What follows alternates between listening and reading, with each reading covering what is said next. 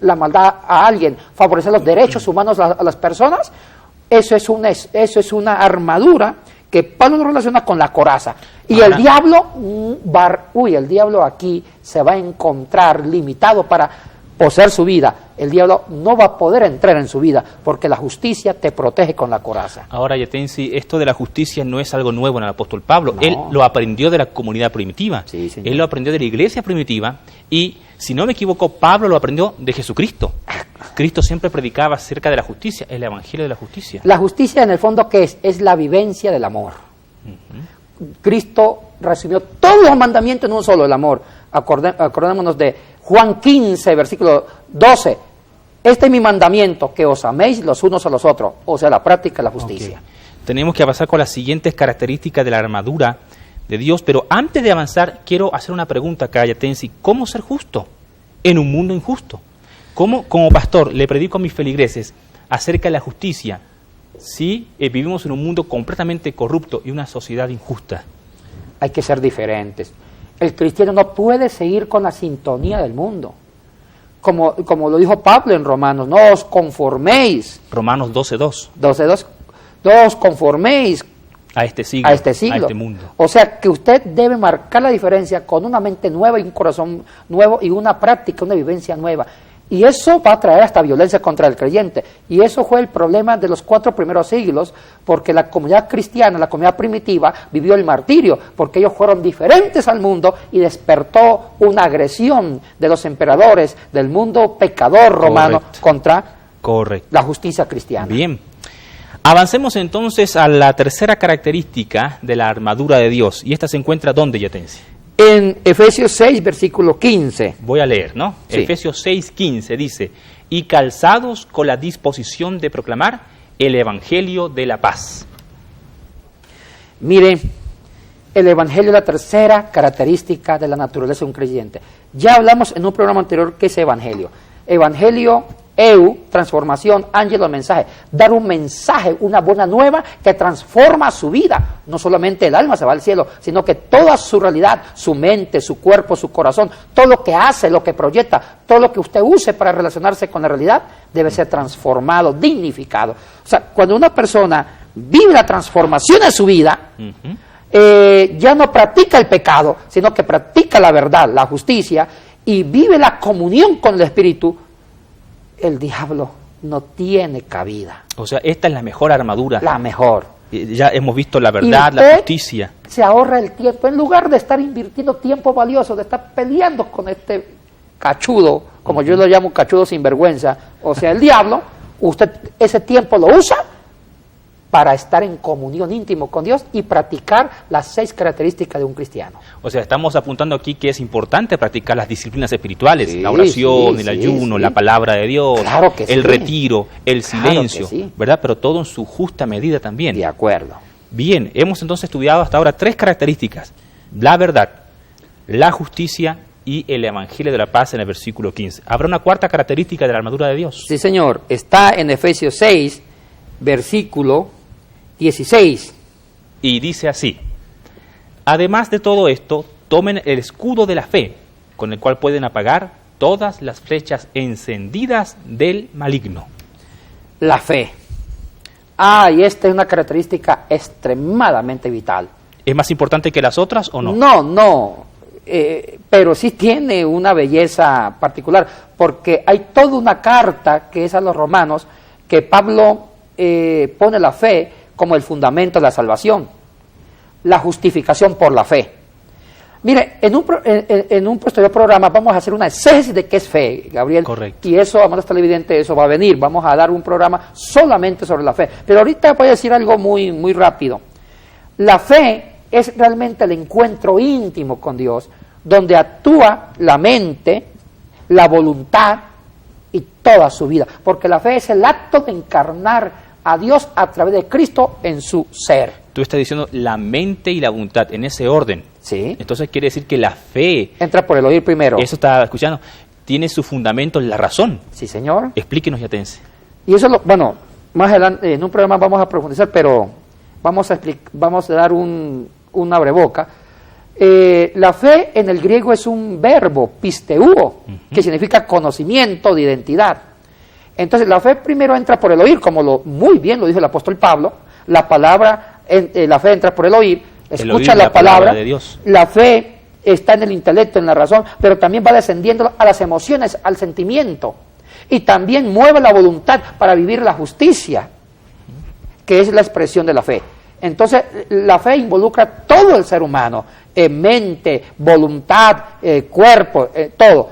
Entonces, cuando uno vive la fe, como dice el Evangelio, su vida está bien protegida con el escudo de la fe y el demonio no puede hacer nada. En este aspecto, entonces, la fe, según el apóstol Pablo, en esta armadura de Dios, no solamente es creer en Dios, sino creerle a Dios y ser fiel a Dios.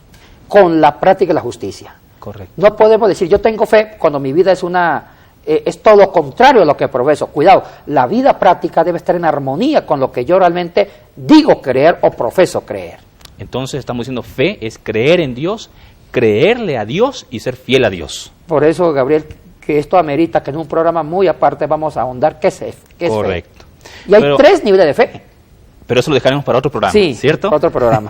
Mi amigo Yatensi se entusiasma, ¿verdad? Y él comienza a sacar bastantes verdades de algunos versículos bíblicos en particular. Pero tenemos que avanzar porque aún quedan 2 características más de la armadura de Dios. Y la siguiente, ¿dónde se encuentra, Yatensi? Efesios 6, 17a. Y vamos a leer, ¿no? Efesios 6, 17a dice: tomen el casco de la salvación y la espada del Espíritu. La primera parte solamente. Tomen el casco de la salvación. Esa es la quinta. Hay otra palabra importante, la salvación, sotería. Mire, una persona cuando está segura de la salvación, está segura de que es salva. Y la seguridad también implica vivencia. La seguridad también implica vivir una vida de redención. Correcto. Cuando estemos acá, ya el diablo no tiene nada que hacer con esa persona, porque esa persona ya es sellada por el Espíritu y es una persona que pertenece a la salvación. Entonces, la salvación es una armadura que Pablo lo compara con el casco, donde su cerebro está protegido de toda flecha o dardo que quiera destruir su mente. La salvación nos protege de todo poder diabólico. Entonces, qué interesante, Gabriel, saquémosle más provecho a la salvación. El hecho de estar seguro de la salvación, no le demos importancia al diablo. Yo tengo que darle más importancia a vivir estas características con Dios. Y lo que tú estás diciendo me parece muy, muy interesante y muy pastoral también, porque a veces, lastimosamente, se siembra toda una incertidumbre respecto a la salvación. ¿Soy salvo, no salvo? ¿Pequé, perdí la salvación? Creo que eso también para otro tema, sí. ¿no? Pero tú nos estás dando esperanza hoy día de que la salvación, ¿verdad? Podemos estar seguros de la salvación, sí. Amén. En Cristo, ¿no? Y luego de esta quinta característica vamos a la sexta. ¿Y dónde se encuentra la sexta, Yatensi? En Efesios 6, versículo 17b. La segunda parte del versículo 17 dice: y la espada del Espíritu, que es la palabra de Dios. Ay, se cierra con broche de oro las 6 características que son las armaduras de un creyente. La palabra de Dios. ¿Por qué es tan importante la palabra? Siempre he escuchado esto y como pastor también lo predico, también tú. Lo importante de la palabra de Dios. ¿Pero por qué es tan importante, Yatensi? Porque la palabra de Dios testifica la revelación de Dios en la historia de los hombres. Es un testimonio vivo.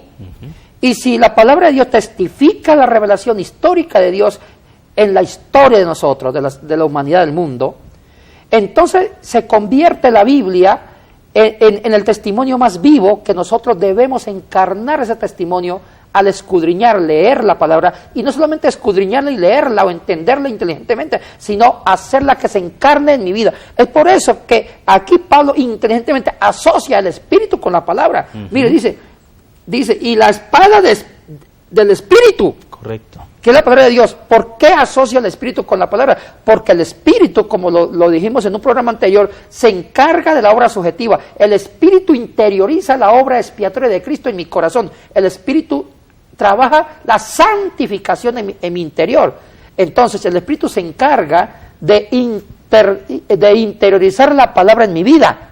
Y cuando yo reproduzco la palabra de Dios, y hay una cosa importante que los judíos manejan mucho la encarnación. No solamente es que yo sepa la palabra, no basta con conocerla. Lo más importante es que a través del Espíritu yo viva la palabra. Cuando yo vivo la palabra y me convierto en una Biblia viviente, me encanta esa expresión, en una palabra viviente, porque la palabra no está fuera de mí, está dentro de mí y la exteriorizo, dígame si el diablo podrá hacerme cosquillas. Tú dices entonces encarnar la palabra, reproducir la palabra, vivir la palabra, que no es otra cosa que aplicar la palabra a la vida diaria. Sí, señor. Aplicar la palabra en mi empresa, en la iglesia, en el barrio, en la universidad, los niños en el colegio. Y si bien esto lo decimos constantemente nosotros los pastores y los maestros de Biblia, a veces es difícil. Charles Spurgeon, el príncipe de la predicación, dijo: no me asusta lo que no entiendo de la Biblia, me asusta lo que entiendo de ella. Y Spurgeon estaba diciendo que la Biblia a veces es muy clara en su mensaje y nosotros no aplicamos su santa palabra. Yatensi, estamos llegando, falta aún unos minutos para terminar, pero hagamos un breve resumen entonces de las 6 características de la armadura de Dios. ¿Cuáles son? Bueno, tenemos la verdad, que es la coherencia de vida. Muy bien. Tenemos la práctica de la justicia. Correcto. Que la fe actúa por el amor y la justicia es la práctica, la vivencia del amor. Tenemos la vivencia del Evangelio, que es transformación de vida. Tenemos el escudo, que es la fe, que es interiorizar, es vivir a Dios a través de Cristo en mi vida.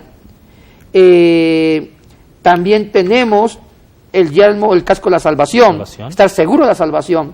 Y tenemos la vivencia de la palabra, encarnar la palabra a través del Espíritu. Correcto. 6 características de la armadura de Dios. Esto para responder a la pregunta, ¿tiene el diablo poder sobre el creyente?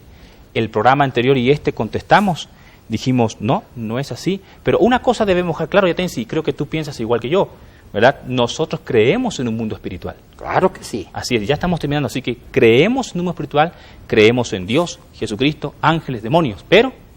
O sea, existe el diablo, eso es una realidad, no la vamos a negar.